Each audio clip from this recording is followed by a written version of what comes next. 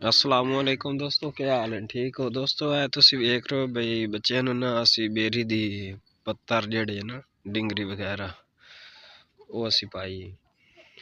ਤੁਸੀਂ ਇਹਨਾਂ ਨੂੰ ਜਿਹੜਾ ਨਾ ਇਹ ਜੇ ਪੱਤੇ ਵਗੈਰਾ ਖਿਲਾਈ ਸੋ ਨਾ ਤੇ ਬੱਚਿਆਂ ਦੀ ਸ਼ਾਨਦਾਰ ਗਰੋਥ ਹੁੰਦੀ ਹੈ, ਜਿਹਦੇ ਵਿੱਚ ਇਹਨਾਂ ਨੂੰ ਮੋਸ਼ਨ ਵਗੈਰਾ ਵੀ ਨਹੀਂ ਹੁੰਦੇ ਔਰ ਬਿਮਾਰੀਆਂ ਦਾ ਵੀ ਅਟੈਕ ਜਿਹੜਾ ਨਾ ਉਹ ਘੱਟ ਹੁੰਦਾ ਹੈ।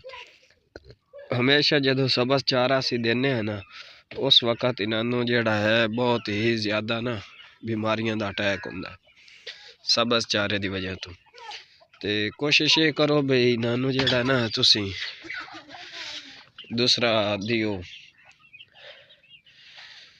पत्ते वगैरह दरख्तों के पत्ते जितने हैं वो खिलाए करो, जिहदे विच इन्हों जोड़ा है ताकत भी मिलती है और फ़ायदा भी पहुँचता है। और इन्हों जोड़ा है किड्स स्टार्टर के नाम से काफ़ी सारे वंडे वगैरह इन्हों दे आन बच्चों के वो खिलाओ। उस बाद इन्हों जनाब वाली दुध पिलाओ, यानी कि जितने कि इन्हों वजन के हिसाब न। और ये बड़े शौक नाल पत्ते खा रहे हैं माशाल्लाह, तो बड़े ही फायदेमंद पत्ते ने इन्हों वास्ते। चेक करो कि बच्चे जेड़े ना ये इन्हों ये बई एक तो बेरी बड़ी शौक नाल बकरी खांदी ते क्योंकि जानवर होंदा टिक जेड़ा ना यानी कि कट के खावन वाला, ते इस नूं ना इहदे विच मज़ा भी बड़ा हुंदा। ते अजकल जेड़ा है छोटी एक तुसी एक साडी ज़बान ही ते डिंगरी आखदे हैं, ते जिवें तुहाडे अपनी ज़बान दे हिसाब नाल तुसी इन्हां नूं जेड़ा है ना ये लाजमी इस्तेमाल कराओ।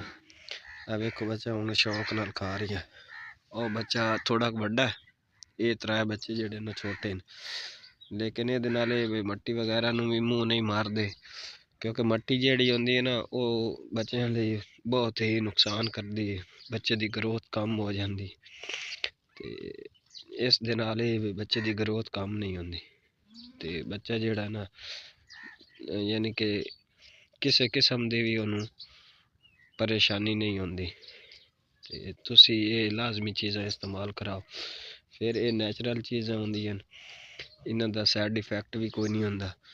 तो सानू ये चीज़ां जेहड़ियां ना अपने जानवरां नूं वड्डियां नूं भी इस्तेमाल कराउणियां चाहिदियां, निक्कियां नूं भी इस्तेमाल कराउणियां चाहिदियां। और इस दे हर चीज़ विच अल्लाह ताला ने फ़ायदा रखिया, तो कोई ना कोई फ़ायदा ज़रूर ही होंदा है। हुण उस बच्चे नूं तुसीं वेखो ते माशाअल्लाह कितने शौक और ज़ौक दे नाल खा रही है। ये साढ़े कोलों ये चीज़ होनी चाहिए, जदों असीं ये चीज़ इस्तेमाल करी सा। और सब तो ज़्यादा इन्हों ना 2 टाइम सबज चारा अगर तुसीं देना ही चाहते हो तो दियो, लेकिन खुश्क चारा इन्हों ज़्यादा दियो सर्दी के मौसम में। तो अगर गर्मी का मौसम है उहदे विच तुसीं सबज चारा भी दे सकते हो, खुश्क ना भी दियो ना, तो सबज ज़रूर दियो। वीडियो अच्छी लगे तो वीडियो लाइक लाजमी कर।